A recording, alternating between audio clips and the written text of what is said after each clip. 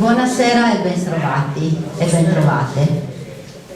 Questa iniziativa è stata realizzata grazie all'impegno di tutto il direttivo e Graziano che ha contattato Leonardo per questa conferenza qua.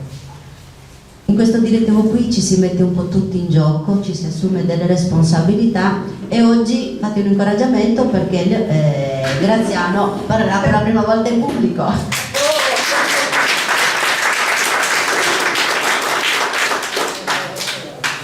E a turno toccherà un po' a tutti. Vabbè, questa iniziativa qui è legata al 28 di aprile, anche se siamo 2 giorni in ritardo. Il 28 di aprile cosa succede? Qualche secolo fa. Succede che, mi spiace che siamo in terra di Piemonte, ma c'è stata una cacciata temporanea dei piemontesi dalla terra di Sardegna che avevano deluso le aspettative dei sardi. Avevano richiesto l'aiuto dei sardi nel combattere i francesi in cambio di alcune promesse non mantenute. Alla fine hanno accompagnato gentilmente e anche meno gentilmente i piemontesi alle navi e li hanno rispediti in Piemonte. Nel 1992 la Sardegna ha dichiarato Sadia de Sa Sardigna, ossia la festa del popolo sardo. Quindi è stata stabilita appunto il 28 di aprile da una legge, la 44 del 93, appunto in ricordo di quella giornata del 28 aprile del 1794. Quindi è stata una cacciata pacifica temporanea dei piemontesi, dopo nel quadro appunto dei moti antifeudali. Questa data qui è molto importante per noi sardi. E in seguito 2 anni fa abbiamo anche istituito il nostro inno nazionale che è Procurare e Moderare, che richiama anche questi avvenimenti più tanti altri. Oggi però parleremo di qualcosa che è avvenuta qualche millennio prima e ce ne parlerà Leonardo Melis. Ho ripreso la parola semplicemente perché è arrivata Giorgia, è arrivato anche Claudio. Giorgia è la nostra assessora di riferimento e ci segue assieme a Claudio tantissimo nelle nostre iniziative. Il consiglio, cioè la giunta comunale, le istituzioni di Nichelino sono molto presenti in questo circolo qua e ci danno sempre un grandissimo sostegno. Chiedo a Giorgia se vuol fare 2 parole, se vuol dire 2 parole. Grazie.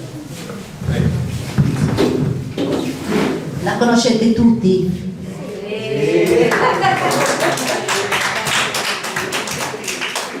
Buonasera a tutti, chiedo scusa per il ritardo, vi porto i saluti del sindaco che oggi non può essere presente perché è a Berlino con l'assessore in giro per i campi di concentramento. Vorrei ringraziare tantissimo il Circolo Gennargetto per questa iniziativa. Io oltre ad essere assessore agli eventi sono anche assessore alle tradizioni locali.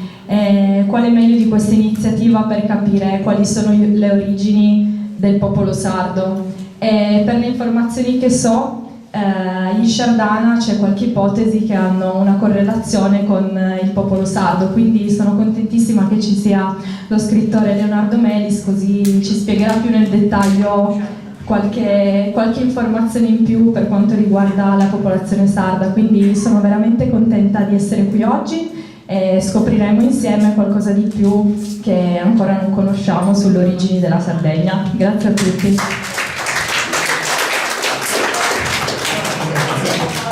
E ora possiamo entrare nel vivo dell'iniziativa.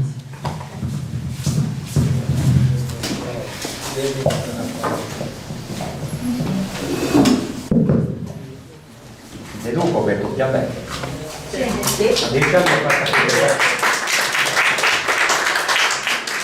A 10 anni anche io ho parlato per la prima volta in una commedia in latino, a 11 anni. Fece una figura del cavolo, avevo soltanto dire che non mi svanendo, Julio Camillo, mi uscì una specie di fuggì, rosso il viso e da quel momento però poi ho imparato a ripetere. Bene, Non è la prima volta che io sono nel vostro circolo, alcuni di voi penso li conoscete, alcuni li ho incontrati, altri li incontreremo. Mi sono alzato proprio per vedervi, per vederci un attimo, poi mi seguo, non vi preoccupate. Parleremo di questo popolo, certo, questo popolo che è riconosciuto ormai dopo l'uscita dei miei libri, sia in Francia che in Egitto, che un po' in Inghilterra, eccetera, dappertutto, è riconosciuto in tutto il mondo come popolo sardo, questo dei Chardin. Non parleremo solo dei Chardin, ma anche degli altri popoli del mare che vi sorprenderanno perché li conoscete.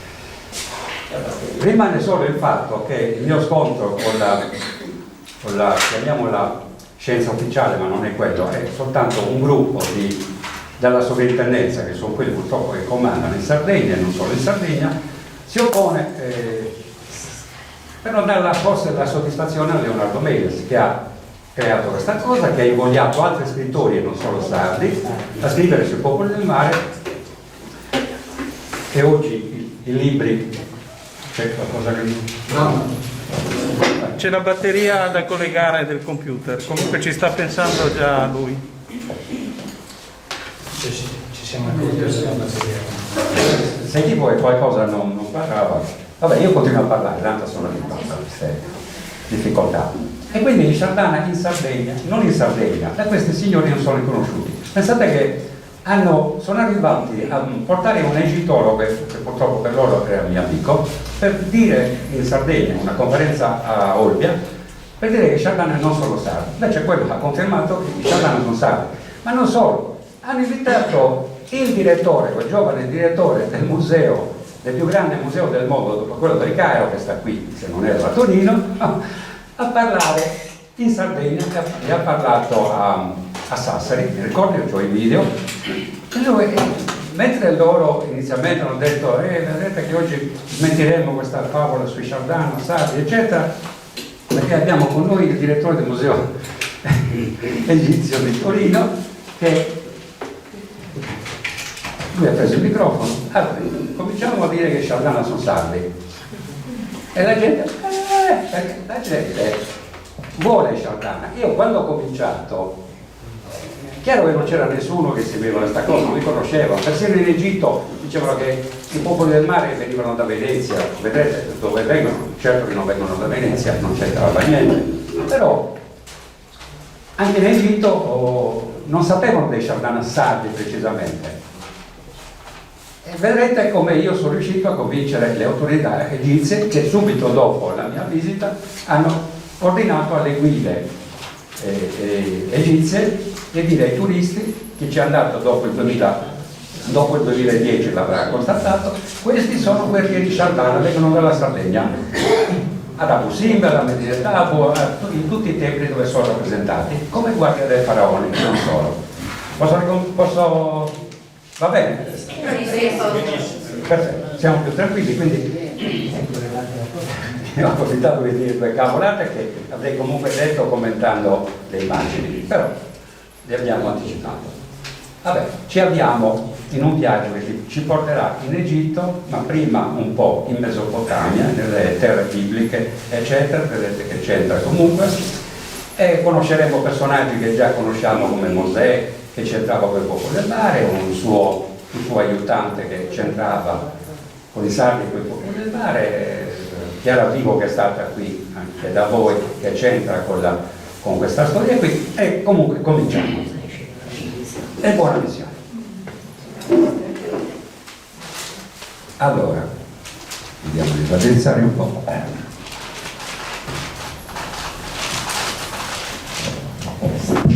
Sì.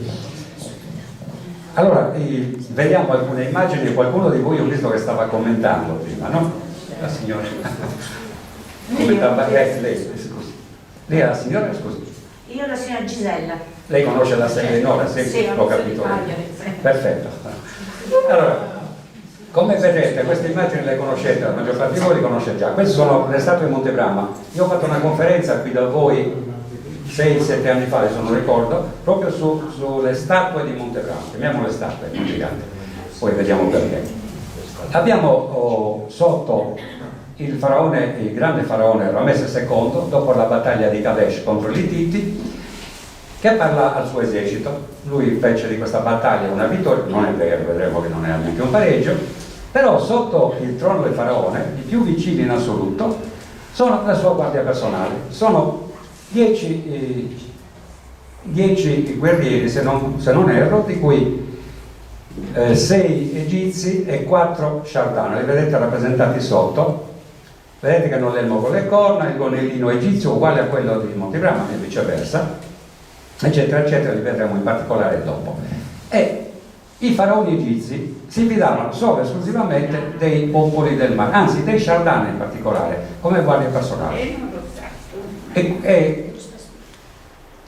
C'è qualcosa che non va? No, tutto a posto.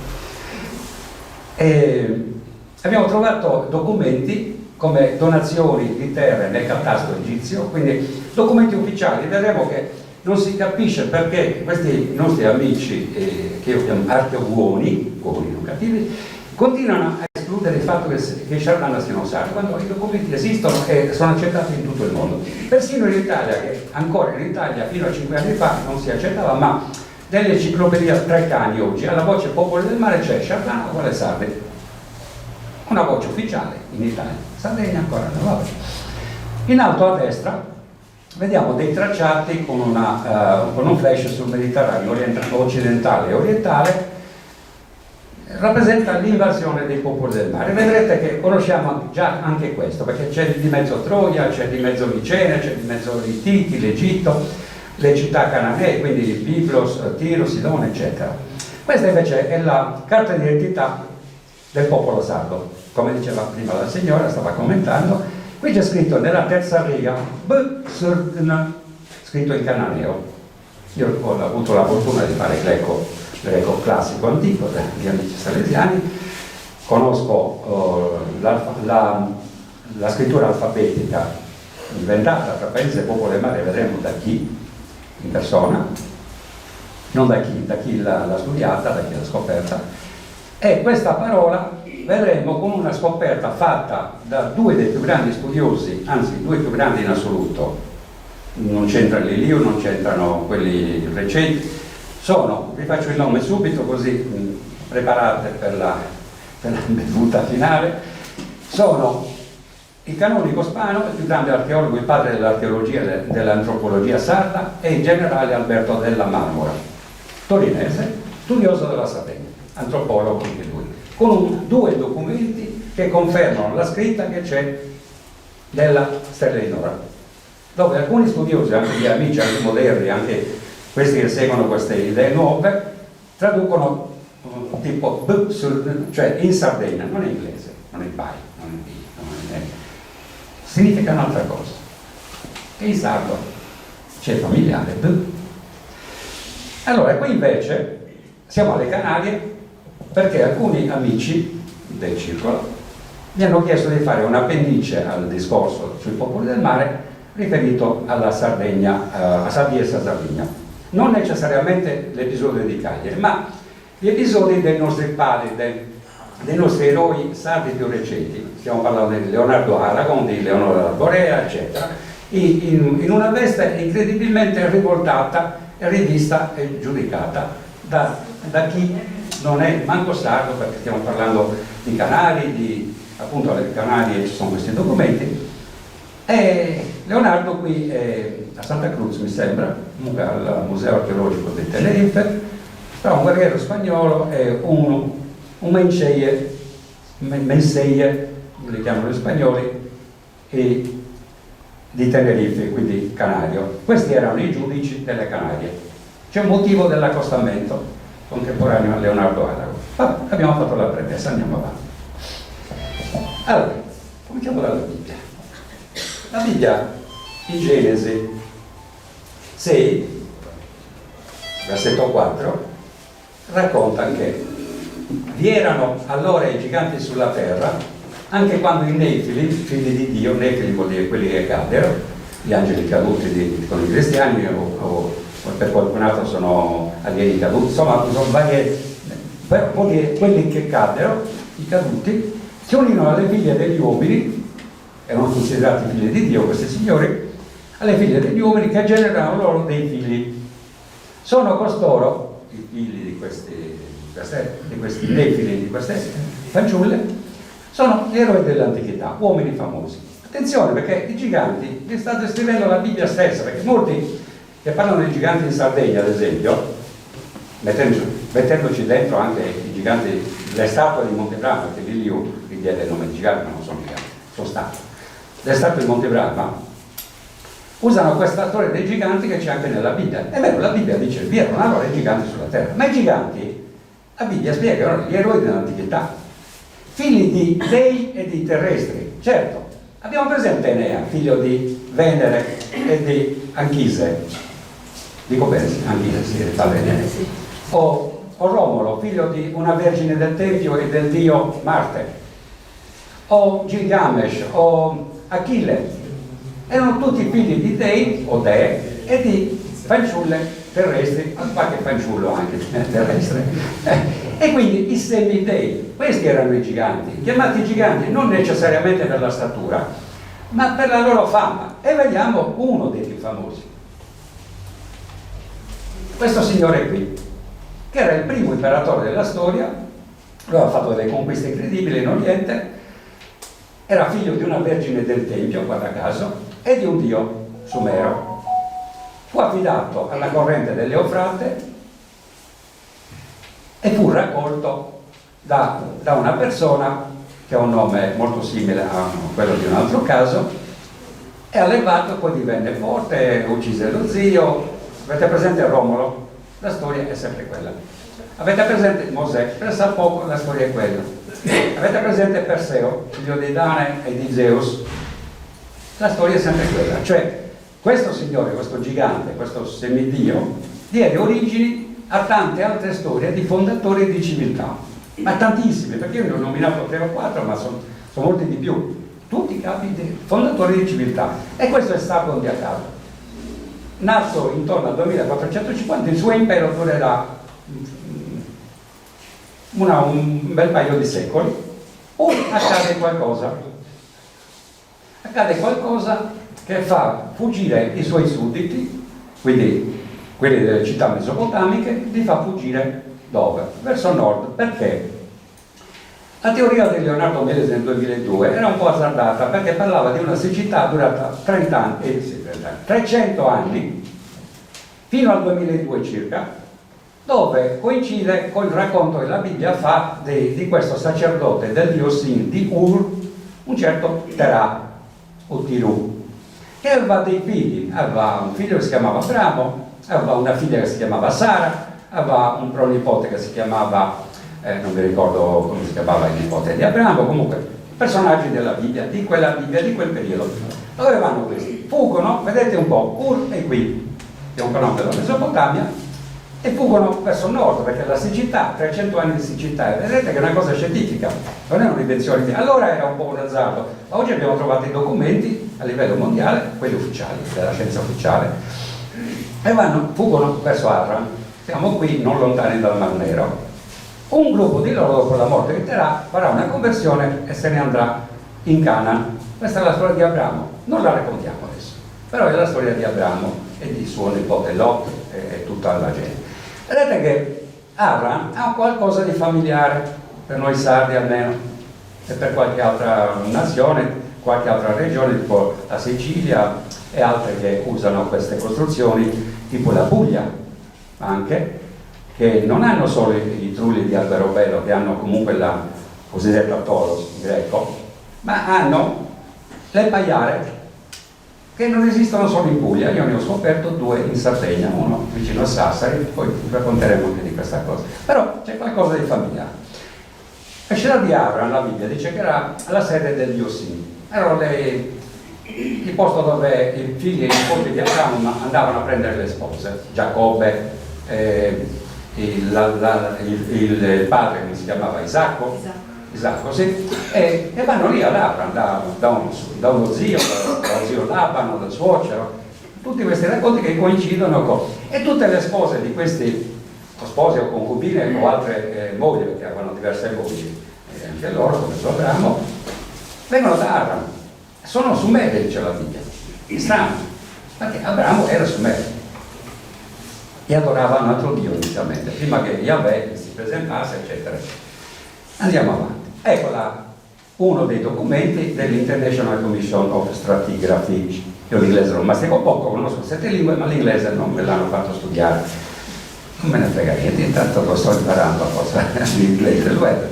E parla questa cosa di una data in cui scoppia questa siccità intorno al 2002 a.C., cioè 4200 anni fa circa, e parla anche delle zone dove accade questa siccità, e vediamo che c'è l'Egitto, la Grecia, la Siria, la Palestina, la Mesopotamia, la Valle dell'Indo e altre zone. Se c'è qualcosa che non afferrate, scrivetevelo, mettetevelo in mente, perché poi ci sarà un dibattito dove potete fare tutte le domande più cattive, più difficili che volete. Più sono cattive, più siamo contenti. Quindi, tanto non rispondo se mi chiedete qualcosa adesso, non per maleducazione, ma giustamente perché c'è appunto il dibattito dopo. E quindi questa cosa è una cosa scientifica. Loro addirittura parlano di qualche anno mi sembra che parlino però di 200 anni qui. Io ho parlato di 300 anni, ma ci sono altri documenti che parlano addirittura di più di 300 anni. Comunque, una siccità durata secoli, per cui i tigri e gli eufrati erano asciutti, c'erano fatti di cannibalismo, il bestiame moriva per strada, i tigri e le eufrate erano secchi, che non c'era acqua, è una cosa spaventosa, e la gente se n'è andata a nord. E da nord succede questo, la morte di Tiru ad Arra. Arra è qui, questo è Ur. Decidono alcuni, non Abramo perché lui andava a trovare un personaggio che inizialmente per me era una cosa strana, e lui va a trovare il faraone. Abramo va in Egitto, non va in Canaan, cioè passa a Canaan, ma va in Egitto, dove il faraone lo accoglie come un principe, come qualcuno che conta molto. Addirittura gli chiede di sposa la sorella era Sara, era la moglie di Abramo, ma era anche la sorellastra chiaramente, perché c'era quest'uso presso gli egizi e i mesopotamici di sposare anche le sorellastre, che diventavano la sposa regina. Poi ne avevano altre di mogli, beati non lo so, però ne avevano. E quindi c'è questa cosa. Quindi la maggior parte di questo gruppo, che devono essere migliaia, fra servi, parenti, eccetera, un gruppo segue Abramo, ma si fermerà nella zona dove c'è oggi il Libano, costruirà una flotta, e la Bibbia dice nella tavola 10, dove c'è la tavola delle leggenti, dice che questi popoli andarono ad abitare le isole. Per la Bibbia gli abitanti delle isole erano tutti quelli fuori da Canaan, quindi da Creta in poi, ma anche la Grecia e anche le coste nordafricane, eccetera. Quindi, e dice anche la Bibbia, da loro discendono gli abitanti delle isole, che sono i popoli del mare, perché la Bibbia, se tornando a casa vi prendete una Bibbia qualsiasi, anche quella della CEI, è molto tagliata, però qualcosa è rimasto, leggete nel capitolo 10 di Genesi, la tavola delle leggenti, ci sono molti popoli, in alcune traduzioni, che sono i Lipu, sono i Lidi, sono i Pelezet, quindi i Filistei, ci sono anche i Dan, quindi Shardana, eccetera, eccetera. E questi sono quelli che arriveranno anche nel Mediterraneo occidentale. E qui cominciamo ad avere delle persone conosciute. Però torniamo un attimo indietro, perché o con delle barche o aggirando il Mar Nero, un altro gruppo più folto se ne andrà verso la foce del Danubio e del Dnieper. Attenzione a questa parola Dnieper, oggi purtroppo molto attuale. Dico purtroppo perché non vorrei entrare in una cosa politica, non ci penso neanche, però devo parlare anche del Dnieper, chiaramente. Allora, alcuni andranno verso occidente e sono quelli che colonizzeranno il Danubio, le sponde del Danubio. Li conosciamo bene, grazie a uno dei pochi romani che io ammiro, un certo Caio Giulio Cesare, che stamattina ho fotografato su alla città romana insieme agli amici. Caio Giulio Cesare fa una descrizione del livello gallico di questi Celti, che lui chiama Cheltoi o Galli. Sono loro, hanno tenuto lo stesso abbigliamento a tempo di Cesare di quello che avevano sia i Shardana sia i Pelezet, gonnellino corto, anche gli scozzesi del resto hanno tenuto questi kilt, eccetera. e sono loro. Quindi abbiamo anche i Celti, che in un certo momento si spingeranno anche verso il Baltico e l'Inghilterra, vedremo come. Però nel Baltico vengono preceduti da un gruppo che alla foce del Dnieper, adesso lo chiamano Dnipro o qualcosa del genere, risalgono appunto il Dnieper, vediamo qui, fino alla Bielorussia. Lì c'è un tratto di 200 km che hanno dovuto percorrere a piedi con le barche in spalla. Sono state studiate da un'università americana, abbiamo anche le immagini. L'hanno studiata sul tragitto inverso che fecero i vichinghi nell'Ottocento, che fondarono Kiev, l'impero russo, eccetera, il regno russo, eccetera. E poi c'è il Divina che poi sbocca come si chiama? Nella baia di Divina, non mi ricordo. Baltico. Nel Baltico sì, ma c'è una Riga. C'è una città di Riga, c'è tutt'oggi. Proprio qui. In Lituania mi pare che sia. No, Vilnius in Lituania. Vilnius in Lituania. E la Riga è Lettonia. Lettonia, perfetto. Una di quelle 3 repubbliche baltiche comunque simpaticissime. E da lì con le navi proseguiranno verso il Baltico. Fondano la Danimarca. Ricordatevi questo, a me mi accusavano del din don dan fino a 10 anni fa. Oggi il din don dan qualcuno lo sta usando per scrivere libri nuovi su quanto io ho scritto. Perché il din don dan esiste? Perché se badate ai nomi dei fiumi in Europa, prendete il Danubio, il Rodano, il Giordano, il Dnieper, il Don, sono tutti con questa radice, Danimarca. E in Danimarca troveremo cose molto familiari. Quindi la Danimarca prende anche il nome da loro. Questi si chiamano i Tuatha De Danann, la gente di Dan. Vedremo che c'è anche una tribù di Dan, rimarrà in Israele, ma la gente di Dan sono quelli che si siedono nel Baltico, che detta è l'irlandese. La loro mitologia parla dei Tuatha De Danann, che venivano alle volte o dal Mediterraneo o dalla Mesopotamia o dall'Egitto qualche altra volta, però venivano da sud, da giù, per gli irlandesi. E gli irlandesi parlano di questi Tuatha De Danann come dei giganti, dei semidei, eccetera, eccetera, roba, vabbè. E quindi si crea questa situazione. Andiamo avanti e vediamo in particolare il tragitto che hanno fatto questi Tuatha De Danann. Vedete che qui c'è il Mar Nero, c'è la foce del Dnieper qui, che tra parentesi c'era una città nel periodo, fino al tempo della Grecia classica, c'era una città che si chiamava Olbia. È strana questa cosa. Olbia, ma non basta questo, non so se c'è qualcuno di voi della zona di Borore, di origine almeno, il fiume Dnieper si chiamava fino al tempo dei greci Boristene. A parte il fatto che il nome è proprio sardo, no? Però c'è un fiume in Sardegna, nella zona di Borore si chiama Boristene, è una combinazione. E vedete che poi proseguono dove c'è la Lituania adesso, qui c'è Kiev, eccetera, vanno oltre il Golfo di Riga, e vedete che questa è la scena di questa università che ha riprodotto l'attraversamento delle barche. Tempo fa, quando c'è stata quella crisi della centrale nucleare Chernobyl, si usava a ospitare queste ragazzine e ragazzini della Bielorussia, perfetto. Ce n'era una che era ospitata da un mio amico di Assemini, anche grandicella, avrà avuto 18 anni, 20 anni, non mi ricordo. E parlando di queste cose a tavola, lei a un certo punto ha chiesto: posso chiedere una cosa? Sì, questa storia della Bielorussia è sicuro che sono passati da lì. Ho detto, questi sono i testi che io ho trovato. Da noi c'è una via delle barche ancora. E cosa ci fa in Bielorussia una via delle barche? È confermata la storia della ricerca che hanno fatto questi statunitensi. Vedete che hanno le navi di ispirazione vichinga, ma potevano anche essere le navicelle, quelle che chiamiamo noi nuraghi, che sbagliamo anche lì purtroppo, ma sono navi Sardana comunque, che vedremo che sono navi Sardana, e sono molto agili, molto robuste, e sono navi da corsa uguali a quelle vichinghe, o meglio quelle vichinghe probabilmente dai Tuatha De Danann, perché sono state ritrovate nello Yorkshire in inglese e in Inghilterra 3 navi del 1350 a.C. uguali a quelle dei Bronzetti, eccetera.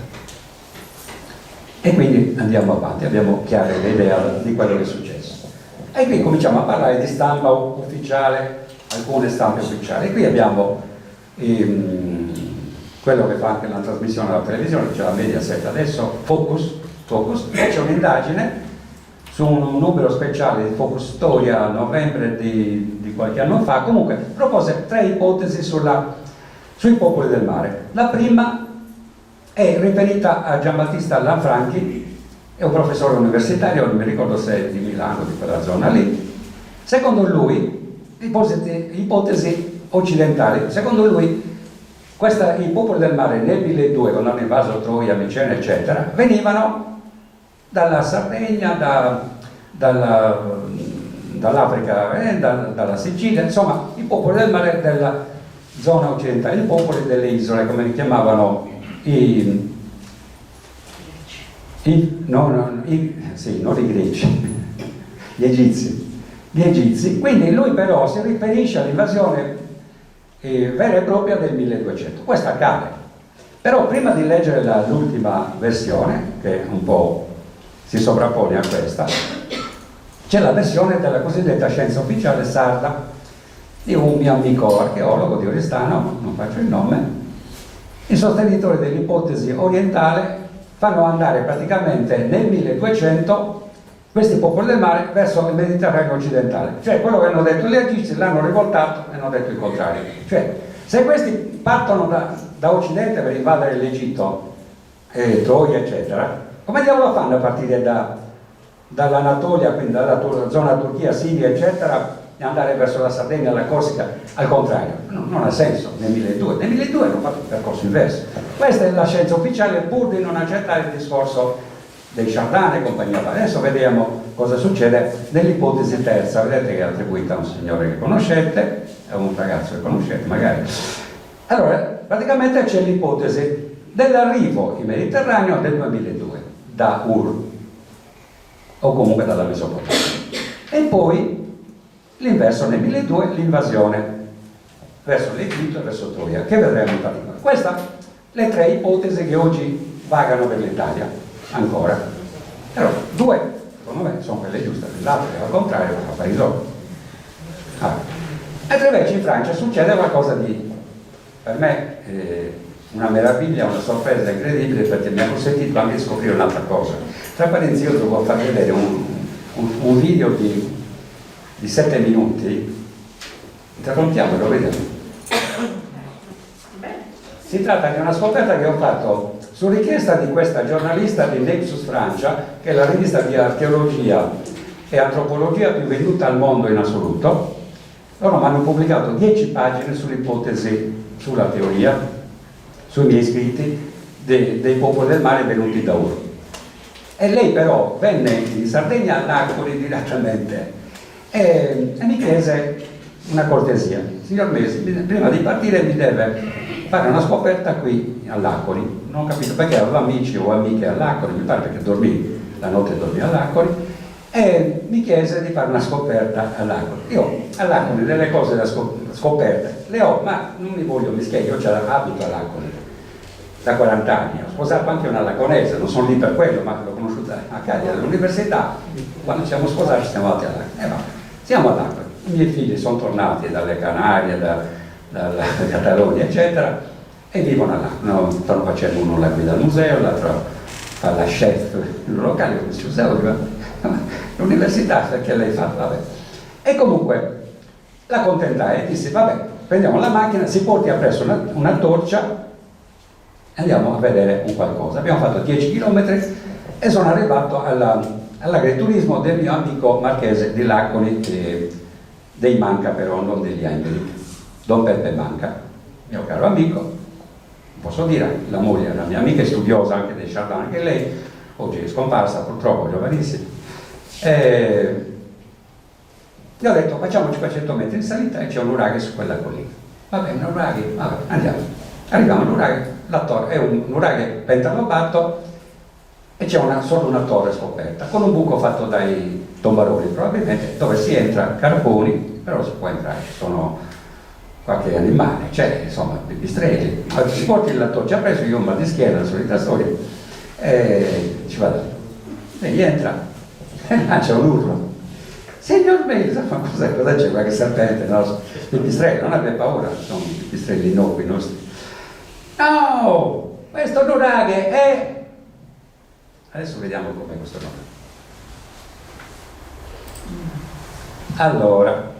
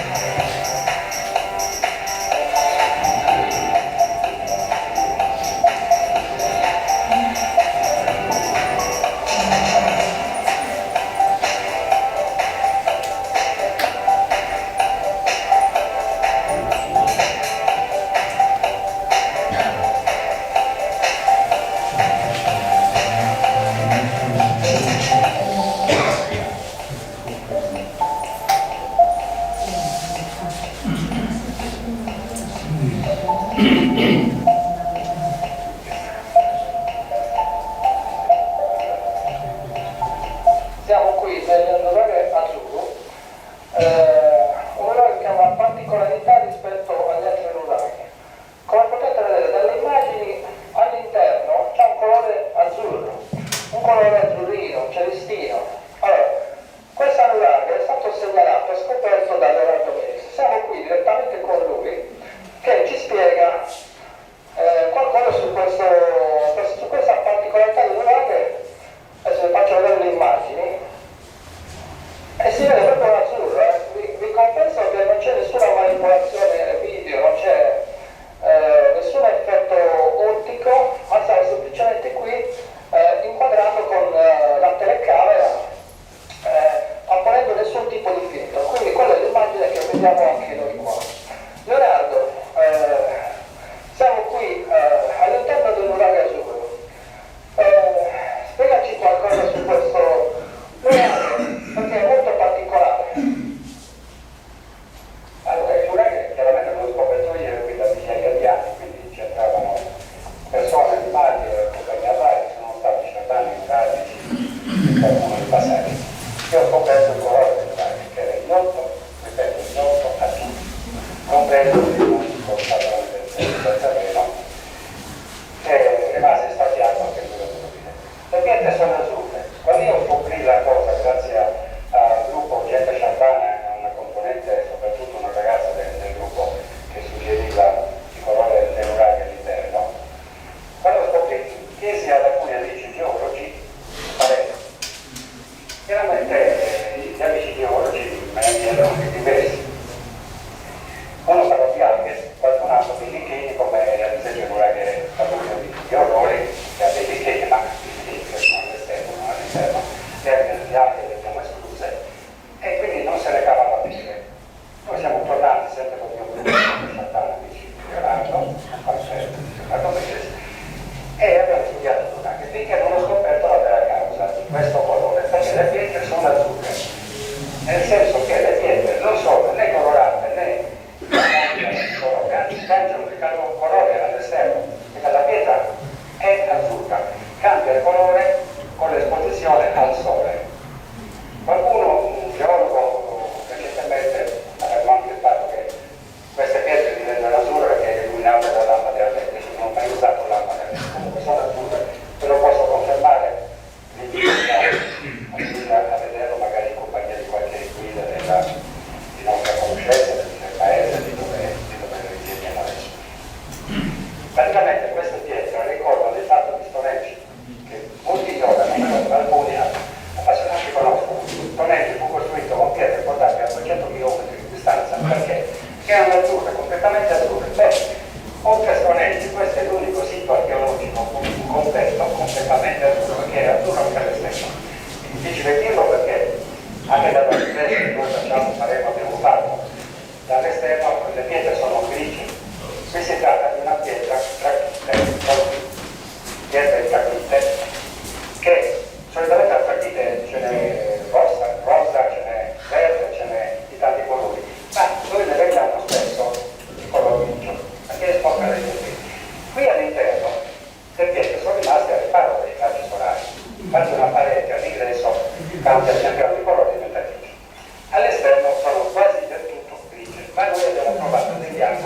sole non batte, dove le pietre sono azzurre.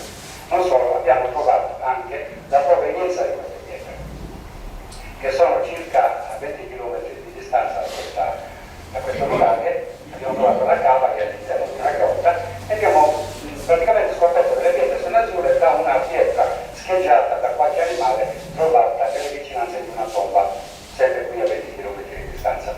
Quindi le pietre sono dal cuore azzurro e diventano lì. Ora io ho provato a parlare con amici direttori di museo, amici archeologi, amici persino della sovrintendenza, perché vi ho rapporto con la sovrintendenza, qual è la quale abbiamo cercato di scuoterli un po', di farli notare che non può questo nuraghe restare in un bar. Non farà la fine delle statue della città della Giada, di Usueci, va bene, di Tobarossa, ormai hanno deciso di saccheggiare, quella noncuranza sempre della sovrintendenza. Qui il nuraghe va scalato, perché intanto il nuraghe è importante perché non pensa molto, ci sono delle donne a fianco, io l'ho conosciuto nel pulito, non del tipo scalato, ma siamo riusciti a entrare anche con l'archeologo e il direttore qui, e vedere che vicino all'Accoli, siamo riusciti a scendere, però oggi non si può più perché è sommerso dalla vegetazione. Però, ripeto, questo è il nuraghe azzurro, ci tengo anche a precisare una cosa, delle tante che ti vengono attribuite, delle tante che ti vengono citate. Mentre sono già è stato sempre scritto che non ci sono insediamenti abitativi archeologici, e invece io sto per non una ma due città, una che era la Piazza di Senso, una la Piazza di Genoni, anche questo nuraghe che era conosciuto dai più, certamente per storia della storia eccetera, e chiunque l'ha conosciuto come nuraghe, ma il fatto che era un nuraghe azzurro è una scoperta di Leonardo Bellissimo. Grazie.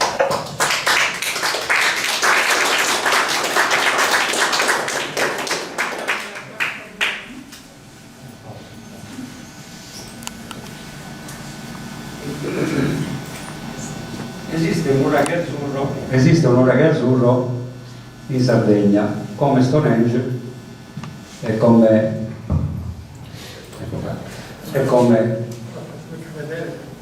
un altro mezzo nuraghe che ho trovato, anche quello in parte azzurro. Però io nuraghi non li studio, non li seguo, l'ho fatto per fare un piacere alla giornalista di Nexus Francia. Gli do questo piacere perché 10 pagine sulla rivista più letta del mondo, non lo so, anche se in francese, chi se ne frega. Io in Francia vado a fare conferenze a Marsiglia che mi accolgono, però sanno già tutto loro, ne sanno più di me, e i francesi sono arrivati per primi ai popoli del mare. Vedremo perché il canonico Spano scrive a un francese, vabbè, andiamo avanti. E quindi viva Nexus, viva i francesi. Allora questi popoli quindi si stabiliscono in Europa centrale, nel Mediterraneo, poi li riconosceremo a uno, e in qualche altra zona, e diventano monopolisti di un prodotto che non è un minerale, è una lega, è il bronzo. Il bronzo percorre due millenni prima dell'uso del ferro, anche se lo conoscevano il ferro, ma era cerimoniale e basta. Il bronzo però ha bisogno del rame per 9 parti e per una parte di stagno. Allo stagno nel Mediterraneo non si trovava. Quando erano in Sumeria, diciamo, in Mesopotamia, andavano qui, in questo posto non è Sardegna, è lo Zimbabwe, in Africa orientale, giù, Sudafrica, nell'Africa subequatoriale, andavano lì e prendevano lo stagno, preziosissimo, perché Omero parla di Agamennone che ha delle rifiniture nel suo cocchio, rifiniture in stagno piccolissime, era più prezioso dell'oro in assoluto. E quindi questi vanno a Zimbabwe, a Petticello. I miei amici, d'ora in avanti li chiamo archeologhi con benevolenza, ma loro la prendono per una... ma vabbè. Comunque, quella è la sovrintendenza, per distinguere dagli archeologi. Mio figlio ha studiato archeologia, quindi non mi permetterei di offendere anche mio figlio. Gli archeologi ci sono molti molto simpatici. Quelli che hanno i bottoni del comando, per capirci, no? Allora loro dicono che questa città è una città medievale. Oh, per me questi sono nuraghi, o almeno li ha costruiti qualcuno che conosceva i nuraghi, che non ci vuole molto, ma non solo perché c'è una torre con toros eccetera, ma è il tipo di costruzione che ricorda questo. Ad esempio un Nuraghe sardo non è che sia molto più elegante o molto più diverso da questo. E poi naturalmente Leonardo Melius, con l'aiuto di un suo caro amico studioso e misantropo, lui non voleva vedere nessuno, a parte me, per potervi parlare male, ma in amicizia, l'indimenticato Bruno Vacca, che morto lo scorso anno, purtroppo a 93 anni, per fortuna, e lui studiò questa cosa di Zimbabwe e mi ha acceso una lampadina che io poi ho approfondito. Che cosa?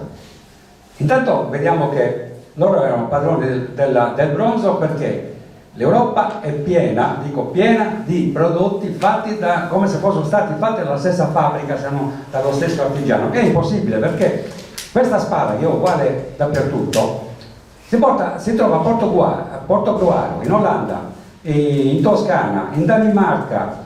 A sinistra questa è nel museo di Sassari, un'altra è stata trovata a Ozieri, questa è a Torino, anche a Torino una. Quindi c'erano i certi qui. Quindi questi popoli del mare usavano questa spada ad antenne, si chiama così, tutta uguale, quindi si conoscevano fra di loro e usavano lo stesso bronzo per forgiare queste armature. E non sono le uniche, perché da poco c'è stata questa polemica. Una studiosa danese ha scritto un libro in cui dice che ci sono i bronzetti sardi nel museo di Copenaghen. Mia figlia è stata un anno a Copenaghen, le avevo chiesto delle cortesie, mi aveva mandato delle foto, però rimane il fatto che non sono sarde i bronzetti. Ecco, questi sono a Copenaghen, questo bronzetto che sembra sardo è a Copenaghen, questi elmi sono a Copenaghen, sono identici a quelli che porta il nostro Chardin in copertina dei popoli del mare, e altri che sono distribuiti in tutta Europa. Quindi, ma sempre comunque il bronzo Chardin. Perché bronzo Chardin? Perché a Zimbabwe ce l'andavano solo loro. Ecco perché avevano il primato tra i popoli del mare, che erano 10-11. Perché? Bruno Vacca mi fece il regalo. Questo regalo, quindi questo, io ho recuperato l'animale, ma lui l'aveva già, l'antilope d'acqua. Vedete questa navicella, chiamiamola d'ora in avanti Chardana, questa navicella come è simile all'antilope d'acqua. E guardate quest'altra protome di navicella, come è uguale a quella l'antilope nero o di Thompson, adesso non mi ricordo, la gazzella di Thompson, è uguale, precisa.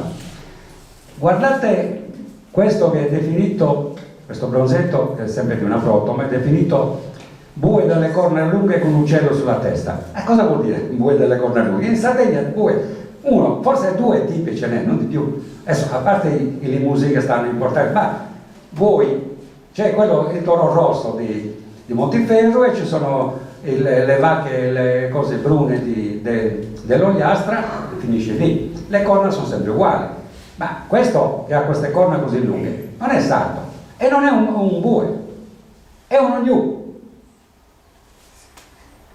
Questo, eccolo, è un ognu. Abbiamo delle foto particolari, persino in delle monete del tempo di Ansicolo c'è l'ognu. Quest'altro è uno zirbone. No, questo è un faccocero, non è uno zirbone.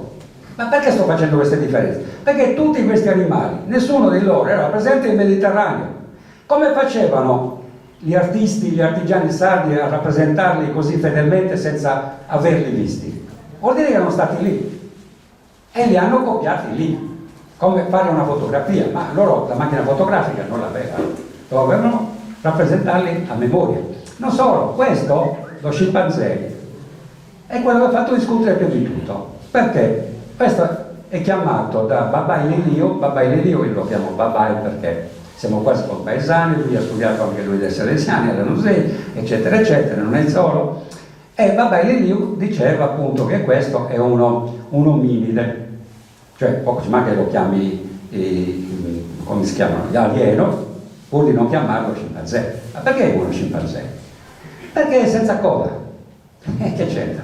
Perché i quadrumani, insomma le scimmie, chiamiamole genericamente così, hanno la coda, eccetto 4 elementi di loro, fra cui l'orangotango, lo scimpanzé e l'altro mi sembra che sia una scimmia più piccola di cui mi sfugge il nome. e quindi è uno scimpanzé. Anche questo è presente in Mediterraneo. Quest'altro è stato definito una volpe stante, questo, ma una volpe questa. È un varano, neanche questo mi pare sia presente nel Mediterraneo, e tanti altri che ci sono, il cobo, eccetera, eccetera. Quindi sono animali che erano presenti solo da quelle parti, quindi i Shardana lì ci andavano in continuazione. E perché avevano costruito questo grande Zimbabwe, il Great Zimbabwe come si chiamava oggi ancora? Perché c'erano delle tribù ostili e loro dovevano lavorare per scavare lo stagno, e ne parlano anche i testi di Zaccaria Sicci, i testi sumeri, quando erano in Mesopotamia andavano a scavare lì. Andavano a scavare e parla anche della distanza che c'è dalla Mesopotamia. Perché loro entravano nell'Africa orientale, nel fiume Zambesi e il Limpopo, dice Bruno Vacca, che erano navigabili, non so se lo siano ancora, e andavano direttamente con le navi dove c'era questa città, dove c'è questa città, che i miei amici dicono che è medievale. Vediamo la presenza di questi popoli del mare dall'una e dall'altra parte, in Egitto e in Sardegna ci sono presenti dei manufatti che sono chiaramente egizi. I miei amici li chiamano, miei amici avete capito chi? Sì, i miei amici li chiamano egittizzanti. Persino uno che hanno trovato che dovrebbe datare le statue di Montebrama hanno chiamato scarabeo Ixos, di stile di tipo Ixos, egittizzante, eseguito da manufatti greci sulle rive di non so quale fiume, Fenicio. Dipende da capo e non ci capito niente. Cioè sono scarabei che, guarda caso, il canonico Spano spedì allo Shabbat. Ecco i francesi che si collegano. Lo Shabbat è stato il primo grande studioso in Europa dei popoli del mare nell'Ottocento. Il canonico Spano è vissuto da metà 800 fino alla fine dell'Ottocento e scrisse una sorta di telegramma dicendo, mandò il grafico naturalmente, vediamo perché il grafico, sono degli egiziani, e quello rispose allo Shabbat, qui sono egiziani, quindi sono egiziani, basta. Perché sono egiziani senza l'aiuto dello Shabbat? Ma che serve? Perché questi scarabei sono dei cartigli, hanno il cartiglio del faraone, che era il timbro del faraone, col suo nome in geroglifico, e c'è il cartiglio di Seti I, che era il padre di Ramesse II, di Bubasti, Tutmosis IV, Orenbeb, il faraone che fa fuori Akhenato e distrugge la famiglia, fa il golpe, eccetera, Ramesse II. Quindi questi sono cartigli originali egizi. Perché sono in Sardegna? Io ho fatto il militare, non so quanti dei maschietti hanno fatto il militare, ricorderanno che quando tornavamo in licenza a casa portavamo il regalino a mamma, alla fidanzatina, un ricordo di dove eravamo, magari a Codroipo, piuttosto che a Cuneo, piuttosto che a Napoli, a San Giorgio Cremano, eccetera. Quindi questi signori, di cui faremo il nome fra poco, andavano a fare il servizio militare in Egitto o in Oriente e portavano quello che trovavano da quelle parti, soprattutto in Egitto. In questo caso gli scarabei, ce ne sono a migliaia in Sardegna, ma migliaia veramente. Qui andiamo un po' a braccio, chiamiamo in soccorso i nostri gemelli dell'isola vicina, Corsica, sempre con l'aiuto di uno dei figli, mia figlia in questo caso, hanno fatto una trasferta in Corsica con delle amiche in Campeggio e sono andati al museo di vicino a Sartene, ci sono dei menini eccetera, e ha visto questo cartello dove i corsi, io so anche il motivo, chiamano queste statue torreni Shardana. I torreni per i romani erano con gli etruschi, per qualcuno in Sarde, ma i Tirreni eccetera, però loro dicono torreni Shardana e dicono che venivano dall'Egitto e venivano dalla Sardegna, avevano fatto tutto il giro. E il cartello c'è all'ingresso del museo. Poi c'è l'audioguida, mi ha raccontato, dove l'audioguida in italiano non dice queste cose. Sei sicura? Guarda che io conosco il direttore del museo, gli ho regalato il libro, non vorrei fare una figuraccia. Abbiamo fatto i controlli ed è così. Non so chi sia intervenuto, però l'audioguida, come la sua di Luxor, che non parla italiano, in questo caso in italiano, e chiaramente, sempre i nostri amici, dicono che questo non può essere uno Shardana. Perché? che le Chardana usavano un'altra corazza. Attenzione, perché a proferire delle frasi lapidarie si rischia la figura di MM. Perché? Leonardo, posso fare una breve sintesi perché mi sto perdendo. Quindi tutte queste raffigurazioni di animali che i nostri artigiani Chardana facevano, li hanno fatti perché li conoscevano, perché li hanno visti in Africa. Assolutamente. Non può essere diverso. Perché non riuscivo più a ricapenzarmi. Non può essere diversamente, a meno che non avessero il fax o le mail o roba del genere. Non c'era scampo. Non c'erano nel Mediterraneo, non ci sono tuttora. Ecco qua, la corazza. Allora, questa non è una corazza dei popoli del mare, questa è una scena di Medinet Habu, invasione dei popoli del mare del 1180, in Egitto arrivano 20 anni dopo dall'inizio dell'invasione, e ci sono Chardana contro Chardana, e i Chardana, che sono chiamati Chardana, hanno questa corazza, questa che dove è rappresentata nel museo di Filitosa in Corsica. Andateci, perché nel sud della Corsica una giornata, traghetto, tornate. Potete usare anche la macchina e andarci. Statua Chardana Filitosa, Corsica, non lontano dalla città di Chardana, l'incredibile somiglianza delle armature da Chardana e popolo del mare di Leonardo Méliès.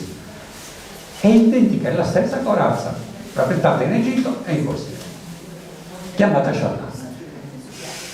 Non parleremo delle statue di Montebrama perché ne abbiamo parlato 5 o 6 anni fa, ma c'è qualche legame, mi diceva la direttrice dei lavori di Punti, al coso di restauro, alcuni di loro sono di raffigurazioni dei Chardani in Egitto, tipo questi, hanno il gonnellino a punta tipico egizio, lo usavano solo gli egiziani e la guardia del corpo Chardana degli egiziani, gonnellino a punta, vedete?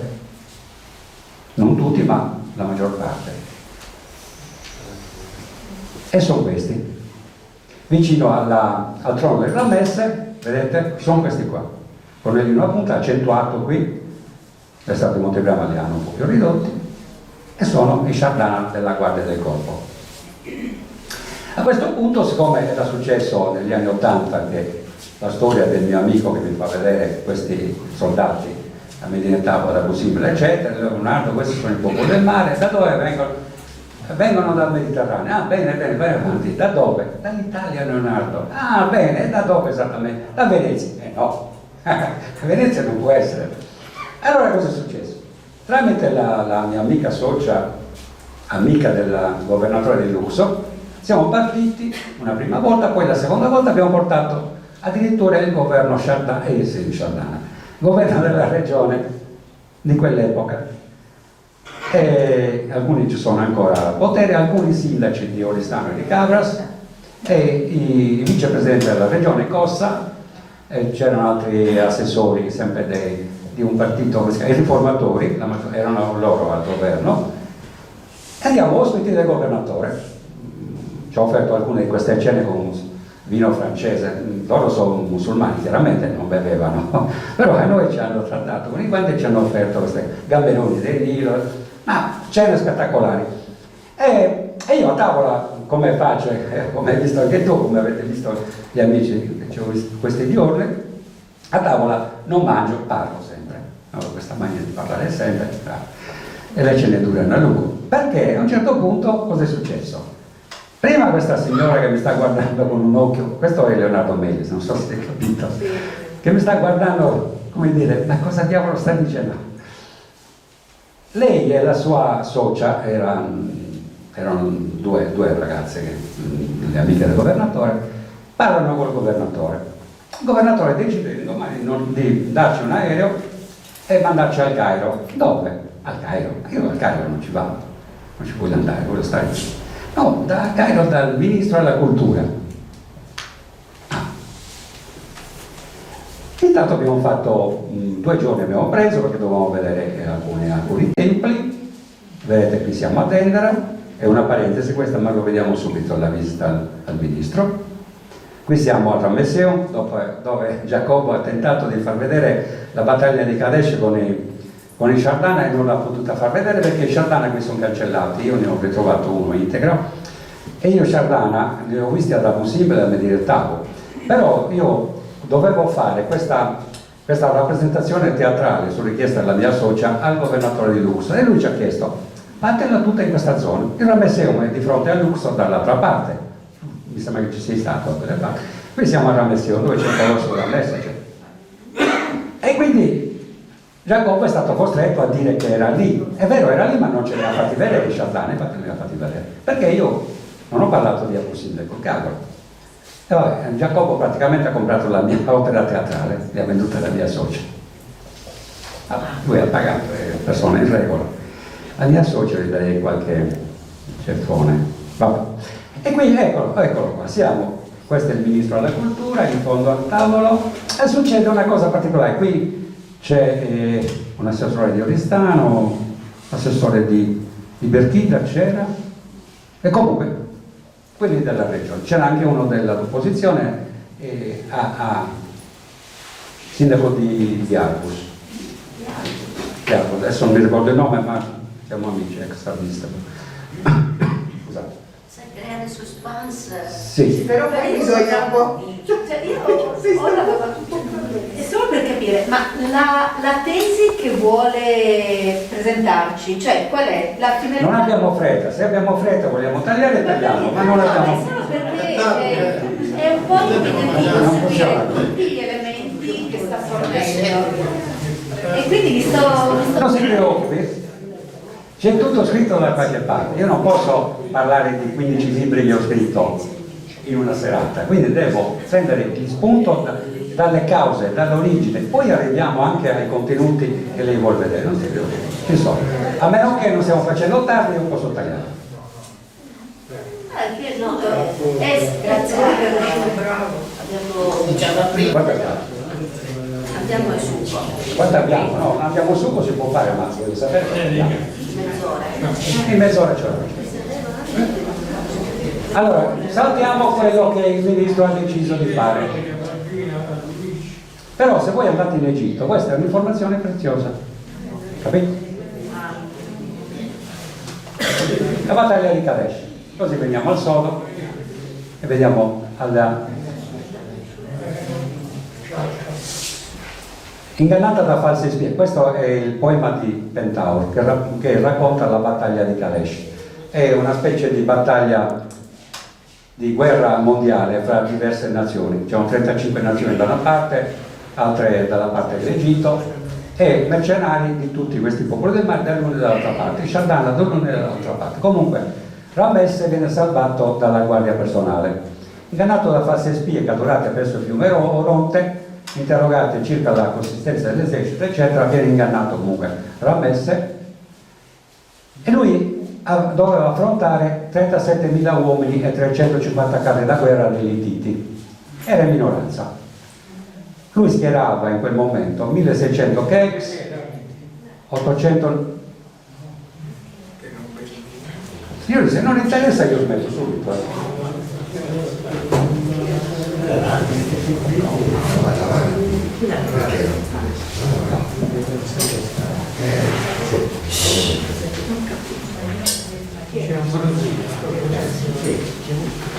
Chi non ha interesse non sta a me dirlo cosa dobbiamo fare, o smetto io oppure così non va bene. Saltiamo la battaglia di Kadesh. No, questo è il trattato di pace. Perché era stata? Adesso eravamo messi lì che si Aveva pazienza, lei ha provato a fare conferenza da questa parte con la gente che chiacchiera, che quando si alza e va a fare questo. Non va bene, io non sono abituato, ho fatto oltre 750 conferenze in tutto il mondo, ma non mi pare che poi per esempio fin dall'invasione dell'Ixos. Perché in Egitto la presenza dei popoli del mare è completa già dai tempi andati. La storia della circoncisione, per fare un esempio breve dell'Esodo, non l'hanno inventata gli ebrei dell'Esodo o Mosè, era presente già dal 2450 in Egitto. Qui c'è una rappresentazione della stessa dinastia, vedete, stanno circoncidendo un ragazzo dove è tenuto per le mani perché è giovane, ha paura, l'adulto invece non lo tengono per mano, lo circoncidano così. Noi abbiamo un esempio di circonciso in Sardegna, che è il cosiddetto etifallico, un bronzetto, perché Erodoto, lo storico greco più famoso, racconta che i colchi, che c'entrano i colchi, certo che c'entrano, sono circoncisi, il loro lino è buono quanto quello egizio, ma il lino dei colchi si chiama sardonico. Sardonico vuol dire qualche cosa. Che vuol dire? Vuol dire che il lino sardonico è questo. Qualcuno di voi l'ha conosciuto. Quello che tesse ancora su Maistu, la mia amica Chiara Pigo di Sant'Antioco. Il bisso raccontato anche dall'impresa degli argonauti, il vello d'oro, che si svolge dai colchi. Il vello d'oro per i greci ignoranti, per usare questa parola, perché i greci in età classica hanno ignoranza storica, e non sono i greci a Cagliasa in questo periodo del secondo millennio, sono i greci del periodo da Erodoto in qua, quindi dall'8° secolo in qua, avanti Cristo. Ed è il bisso. Quindi i colchi erano non di razza sciardana, ma apparentati. E qui entriamo anche nel discorso dell'Egitto più stretto, del personaggio Mosè. Qualcuno di voi ha visto Cécile DeMille degli anni 50, ridanno intanto 10 comandamenti, e i primi 10 minuti inquadrano la guardia del faraone. Questo però non è i primi 10 minuti, perché c'è già sul trono il figlio Ramesse II, Giubrin per capirci, e questo è Ciartonesto, l'ex erede al trono nel film e nella realtà, che però ormai ha dimesso gli abiti da egiziano, ed è Ciartonesto. E vedete che questo gigantesco soldato in fondo è uno sciardana, e nel film di Cécile DeMille sono chiamati sardi, Belcerani sardi. Rivedete quello che 10 comandamenti, perché è importante, non quello che l'ho fatto adesso, quello di Cécile DeMille degli anni 50, che è il più bello. E lo stesso Ramesse II conferma nella sua famosa stella che i sciardana del mare dal cuore ribelle, che nessuno ha mai potuto combattere, arrivarono dal centro del mare, dal Grande Verde, quindi dal Mediterraneo occidentale, a bordo delle loro navi da guerra. Nessuno ha mai potuto contrastarli. Questa è la frase di Ramesse II, che poi li assorda come mercenari. Questa è la stella di Tanis. E questa è l'invasione finalmente dei popoli del mare. E vediamo chi sono. Allora, i Dene vengono dal Baltico, vedete che seguono le vie fluviali, alcuni, probabilmente gli altri hanno fatto il discorso contrario dal Dnieper e il Dvina, quindi Bielorussia e Ucraina. Scusa, come si chiamano questi che non so? Tuata Dedana o Dene. Allora, gli egizi in questo periodo li chiamano Dene, gli egizi. Io li ho confusi con i sciardani, invece sono nominati a fianco. E sono i Dana di Omero. E Omero confonde con i greci, che sono però gli Achei. Achille, per capirci, no?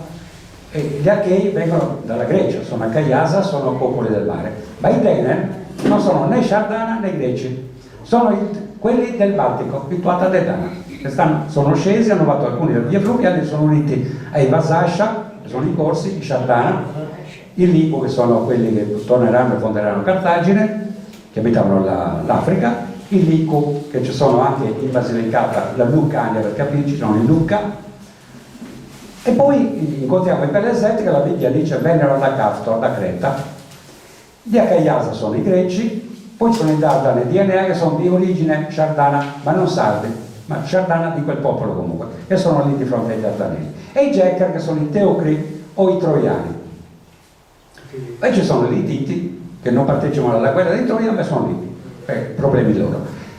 Cosa succede? Succede che questa alleanza piomba sulla Grecia, piomba su Tirinto, distruggono la rocca, non la città, la rocca di Tirinto e la rocca di Micena, famosa rocca di Agamennone, che viene distrutta prima dell'invasione di Troia.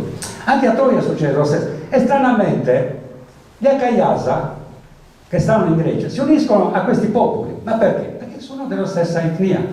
Cioè gli Acagliasa, che abitavano la Grecia nel 2000, sono popoli del mare anche loro. E infatti la Grecia rimane spopolata fino a un quinto della popolazione durante questo periodo, il 1200, l'età della distruzione di Troia. E se ci badate, prendete in mano l'Iliade, lasciate perdere l'Odissea, ma l'Iliade, trovate i Teucri, ci sono i Gecker, sono i Troiani, i loro alleati sono i Lici di Glauco, i Licu, quindi o i Luca. Ci sono i Dardani di Enea, che è definito troiano da Virgilio, ma non è troiano, non è figlio di Priamo, è un alleato di Priamo. E ci sono dall'altra parte gli Achei, nominati con questa storia del biondo, sono i Dene, i Dane sono biondi. Omero li chiama, per nome li chiama, li confonde un po' con gli Achei, un po' con i Dene, e sono il biondo Ulisse, il biondo Menelao, il biondo Achille, sono tutti biondi. Perché? Perché vengono dal Baltico, sono quei popoli lì. E quindi attaccano anche la rocca di Troia e proseguono verso Attusa, che era la capitale dell'impero Ittita, l'antico nemico degli Egizi. E viene bruciata anche Attusa, la stanno studiando adesso, la capitale Attusa risulta incendiata, ma non ci sono tracce di devastazione in tutto il territorio, solo la capitale, la rocca centrale. Quindi, stesso trattamento. Qual era lo scopo di questi popoli? Era deporre questi tiranni, questi reucci che vivevano solamente dell'aiuto di questi mercenari, perché i popoli del mare praticavano l'arte della guerra come mercenari, ma non solo i Sardani, c'erano tutti. Achille era un mercenario, altrimenti come fa uno che gli portano via la schiava, diciamo, Briseide, a tentare di uccidere Agamennone, che sarebbe stato il suo capo, e a ritirarsi comunque nella tenda e non combattere più. Se sei un soldato di una nazione sei costretto a combattere, anche se sei un generale di alto grado. Invece no, lui era un mercenario e loro non hanno rispettato me e io me ne vado, perché sono mercenario, quindi rompo il contratto. Quindi Achille era il classico mercenario degli Acaiasi e non solo lui. Quindi proseguono e quindi fuggono, vanno via da Troia con Ilio in fiamme, Ilio e la rocca, vanno via anche, quella è storia vera. Omero ha preso un po', ha avuto un po' del travecore facendo distruggere completamente Troia, ma non risulta tutta incendiata Troia, che è Schliemann, e quindi vanno verso Attusa, stesso trattamento. Dove troveremo gli Ittiti descritti dalla Bibbia persino al tempo di Re David, che sono 100 anni dopo. Un generale di David, tra parentesi era il marito di quella signora poco seria che lui si sposa e le dà anche un figlio, Salomone, Betsabea, come diavolo si chiamava, che sta facendo il bagno nuda sotto casa di Davide, fai il bagno nuda e quello ti guarda, e lui l'ha convinta, insomma, però era sposata questa, in Giudea anche il re per queste cose veniva, e lui cosa fa? Chiama il marito che era sul fronte, il marito chiamava Uria. Uria era un generale Ittita, Uria l'Eteo, dice la Bibbia. E questo poveraccio dice: dormi a casa tua con tua moglie, e lui si rifiuta. I soldati sono a fronte e io non dormirò in caserma. E quindi salta il tranello di Davide, costretto a dargli un biglietto arrotolato per il suo comandante in capo, dove c'è scritto: mandalo al fronte in modo che muoia. Uria morirà e Davide sposa Betsabè. Quindi questi Sardana sono dei mercenari? Anche loro. Ecco, ma mi viene da chiedere. Però avevamo un accordo. Se no poi le fanno anche tutti gli altri, non credo. No, è che qui la suspense sta crescendo. È meglio, certo. Va bene. E comunque, dopo Attusa, scendono verso le città della Cananea, stiamo parlando di Tiro, Sidone, Biblos, eccetera, e anche lì lo stesso discorso. Saccheggio della reggia, soppiantare il re, eccetera, eccetera, e puntano verso l'Egitto. Definitivo. E questa è la descrizione. La via mare è questa, attaccano Ugarit e proseguono, e questa è la via terra, con tutte le città della mappa francese, fino alla foce del fiume Nilo.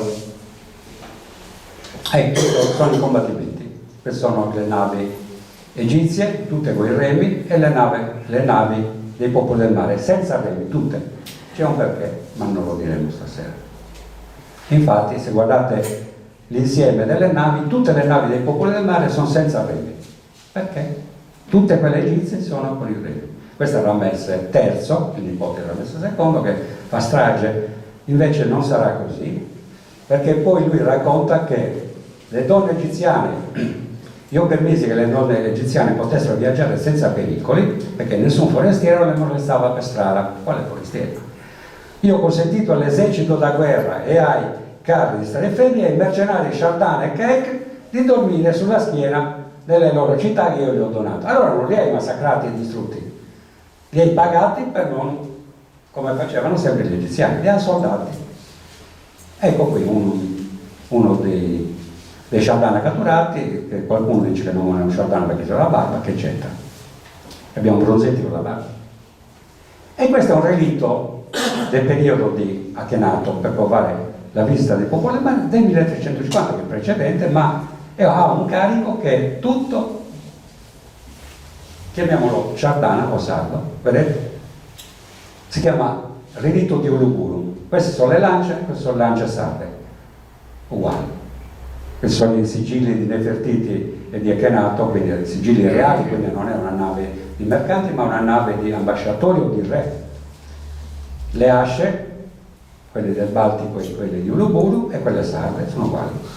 I lingotti di rame sardi e i lingotti del relitto di Uluguru, uguali.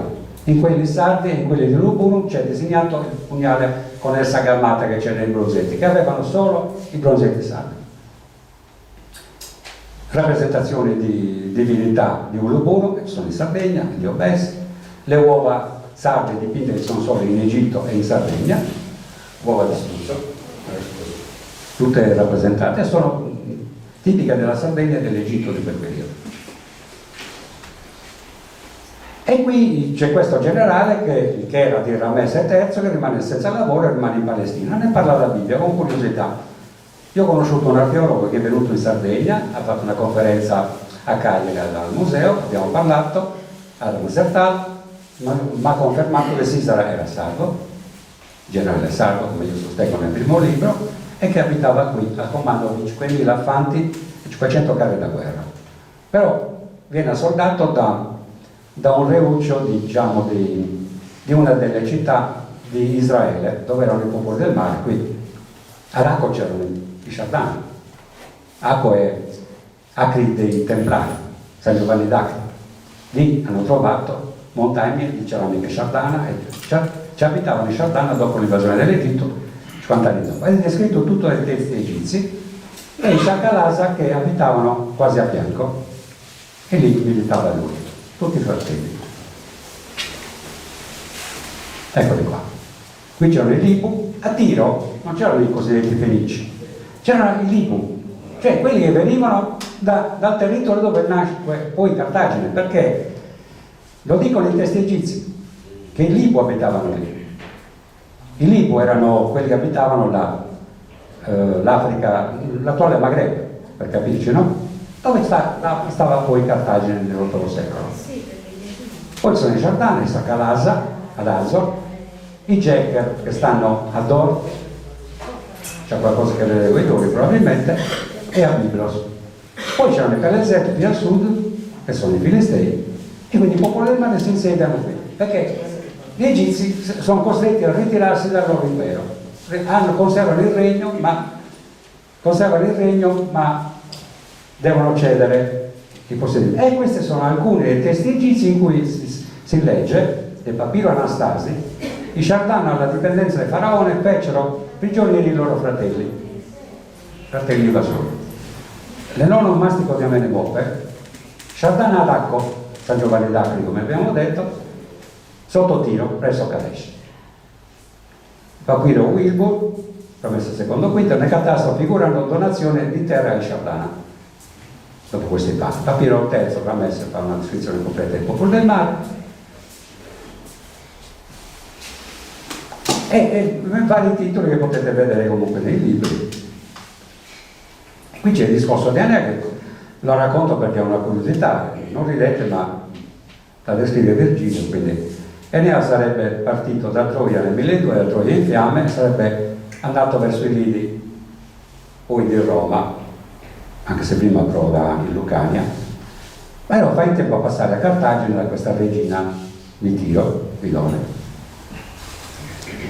Allora lui parte nel 1200 e fa in tempo a passare da Didone nell'810 25, fondazione di Cartagine, intorno al 815. E 815 c'è questa Milone. Ci ha messo 400 anni per arrivare a Cartagine. Nessuno ha mai notato questa... Virgilio lo scrive, quindi l'accettiamo. E questo è il ritorno. Nell'800, sotto la pressione anche assira, eccetera, c'è il ritorno in massa dei popoli del mare. E ci sono i Sardana, i Dardani di Enea, qui, che sono quelli che sbarcano prima sotto, poi fonderanno l'Avinio, eccetera, eccetera. Quindi sono i fondatori anche di Roma tramite il figlio di Enea. I Turci, che sono gli Etruschi, i Lico sono anche qui, gli Eneti, il Lico l'abbiamo visto sotto, i Sacalasa sono i Sicoli e i Libo da loro e fondano di nuovo Cartagine. Pelasette rimarranno qui, l'abbiamo visto. Gli Acaiasa non sa che fine fa. E qui c'è una polemica sul web su questa città, non la raccontiamo perché è lunga da raccontare, ma abbiamo due città fondate dai popoli del mare, quindi dai Sardana, dove poi loro tornano ad abitare, di cui abbiamo trovato i resti. Sulla Giara. La Giara di Genonia e Giara di Senso. Due città. Scoperte. Se volete ve lo dico, altrimenti niente. Sì, quelli ci Vedete cosa rimane in Sardegna? Santo Sparte. Il Santo Sparte è un filisteo, per esempio. Perché? Perché è molto rappresentato in Sardegna. Questa è stata trovata a Genonia. Qui sono in Egitto, Sardana e Filisteo insieme, anche qui, le battaglie in Egitto, questo è sardo, ma c'è anche a Gerusalemme, nel museo di Gerusalemme c'è una copia esatta, stesso di questo. In quella città che chiamano, come la chiamano i romani? Io la chiamo Neapolis, hanno trovato quest'urna di un Pelasette, datata al X secolo. Ma a noi ci hanno raccontato che la Sardegna viene abitata per la prima volta dai Fenici nell'VIII secolo. E questo cosa ci faceva lì, seppellito in una città che non doveva esserci? X secolo. Vuol dire che le città esistevano già, c'era già gente. E perché un Pelasette, un filisteo? Ma non è un filisteo, certo che lo è. Questo signore è il più grande storico italiano, ne ha trovato 10 vicino a Biblos di questi sarcofagi, di queste urne uguali. Ed è un grande scopritore liberale, grande archeologo e scopritore italiano. Queste sono cose che si trovano in Sardegna, qualcuno l'ha trovata Leonardo Mendelson, questo è egizio sicuramente, è integro, l'ha trovata la sovrintendenza, era un oggetto, si chiama jet o Z. Ogni livello di questo racconta un'era, un millennio, e viene calcolato fino al tempo di Mosè, eccetera.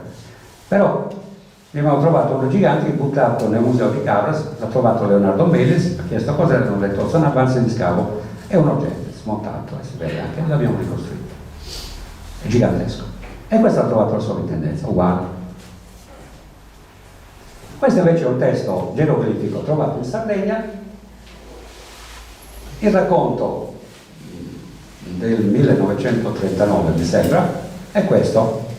Un fenicio venne in Sardegna, passò prima in Egitto, fece la scuola dei geroglifici e rappresentò questa cosa. Per fare la scuola dei geroglifici ci voleva una vita e non tutti potevano praticarla, praticavano le vicine sacerdoti. E questo viene in Sardegna, fa un fine settimana in Egitto, impara i geroglifici e crea questa tavola che è al Museo di Cagliari. Tra parentesi rappresenta la triade di Tebe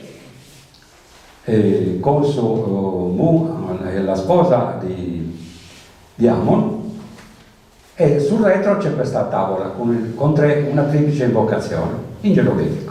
Questo è fatto il fine settimana in Egitto, ha imparato i geroglifici, poi è venuto in Sardegna. Allora no. Qui sono altre tracce, andiamo a braccio. Questi, l'amicizia con gli Etruschi, grazie ai Romani, sappiamo che i re Etruschi erano sardi. E lo dice, non lo dico io, lo dice Festo. Reges soliti sunt esse, sono soliti essere re, Etruscorum, quindi degli Etruschi, qui sardi appellantur, quelli che si chiamano sardi. E chiaramente i miei amici, archeologi cosa dicono? Vuol dire sardi dell'Anatolia. A parte il fatto che Sardi dell'Anatolia è stata fondata dai popoli del mare nel 1050 a.C., quindi c'è da dire. C'è il fatto che io il latino non solo l'ho studiato, ma dai salesiani si parlava in classe, quindi lo conosco bene. E appellantur è un plurale, tanto per cominciare, quindi non può essere riferito a sardi in Anatolia, è riferito ai sardi. E poi lui aggiunge anche una cosa su cui io non sono d'accordo: quia, onde per cui etrusca gens, la gente etrusca, orta est sardis, è nata dai sardi, cioè lui va oltre, un romano che va oltre. Dice che gli Etruschi sono figli dei Sardi. Non è vero, perché gli Etruschi sono rappresentati in Urcia a fianco dei Sardana in Egitto. Quindi sono fratelli, nessuno è figlio dell'altro. Però questo racconta questa cosa. Qui c'è una scritta trovata non molto tempo fa a Torre Grande, dove è stata dichiarata dall'Accademia che frequentava Lelio a Roma, l'Accademia dei Licei, è stata dichiarata da Garbini, il più grande orientale oggi vivente in Italia, è stata dichiarata scritta dai popoli del mare. Io ho fatto un salto così dalla sedia e finalmente ci siamo. No? Dei popoli del mare sì, ma è una scritta filistea. Ma scusa, ma sei in Sardegna, a Villa Grande, porca miseria, potrebbe anche essere filistea, ma prima di tutto è stata Sardana. No, hanno questi... però è una scritta dei popoli del mare, innegabilmente. Popoli del mare che Sir Lawrence, buonanotte. Leonard Woolley, lo scopritore del cimitero di Ur, raccontava che la scrittura alfabetica la inventarono i popoli del mare. Non so se avete capito chi è questo signore.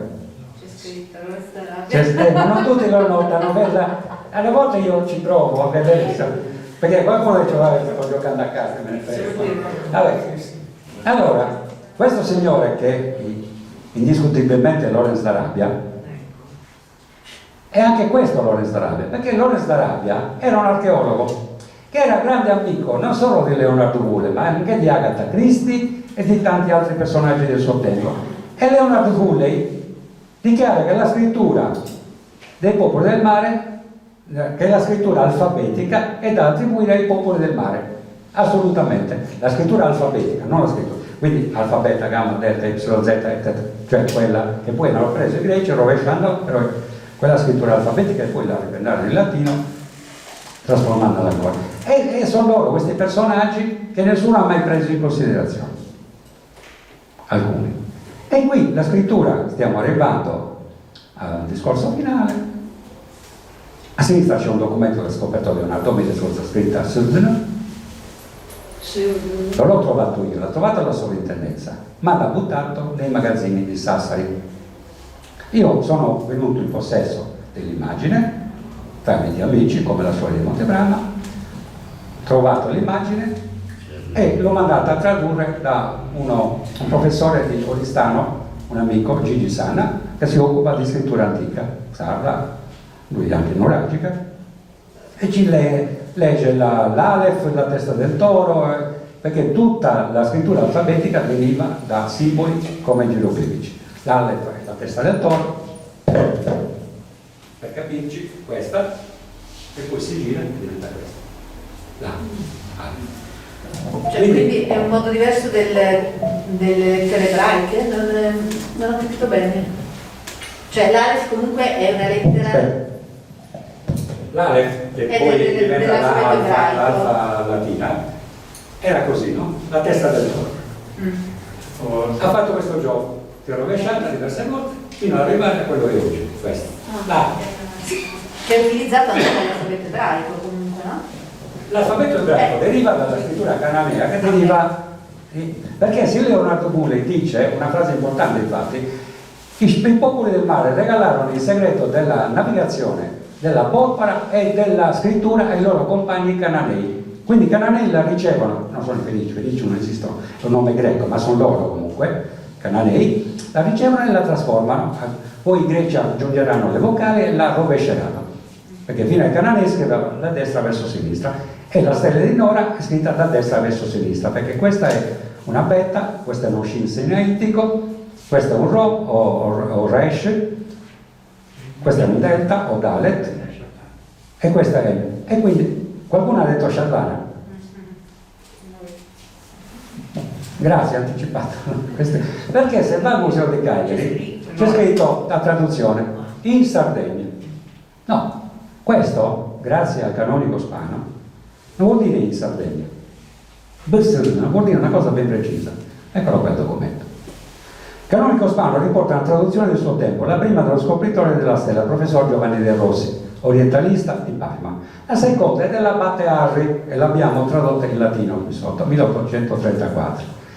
E dice: in Tarsis vella dedit pater Sardon pius, ecce fine artigens elevavit scriptum in Nora, quindi la produce a Nora, qua navi adversa liscio, cioè praticamente parla del padre Babai Sardone, padre Shardana, Sardus Pater,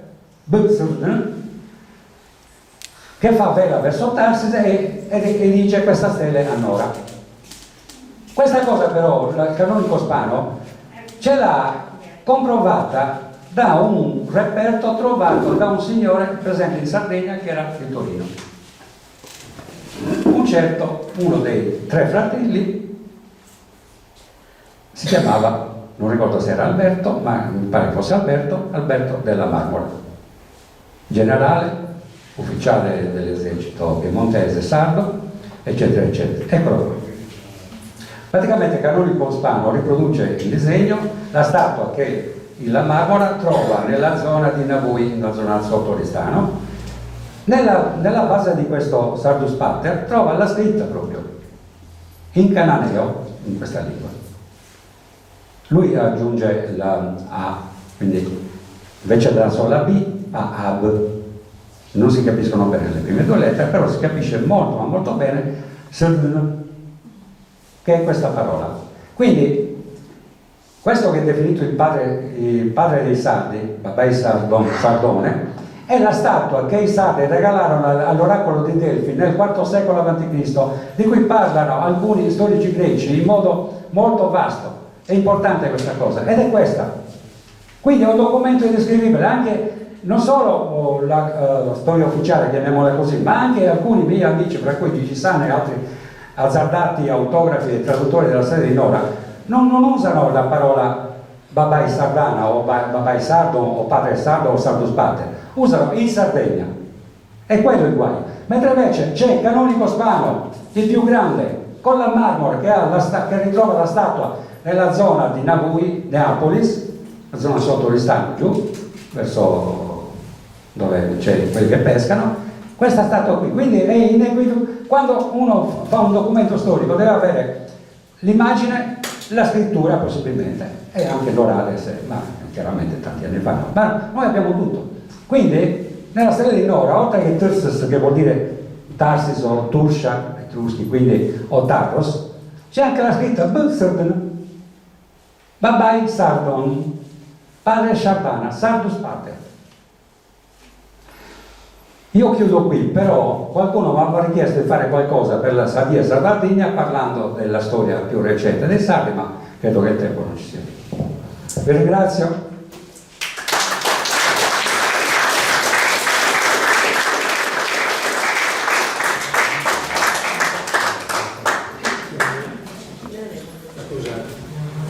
Possiamo fare qualche domanda? Sì, se c'è qualche domanda potete...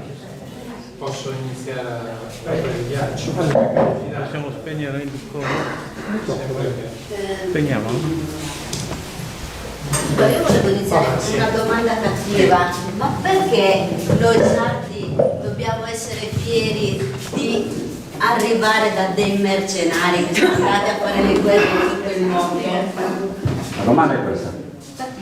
Sì, solitamente la domanda cattiva così è interessante, però rispondo sempre, ma lei è arrivata adesso. Cioè i Shardana erano anche mercenari, ma erano anche marinai, erano agricoltori, erano pastori, un po' meno pastori perché stavano sulle coste, erano marinai.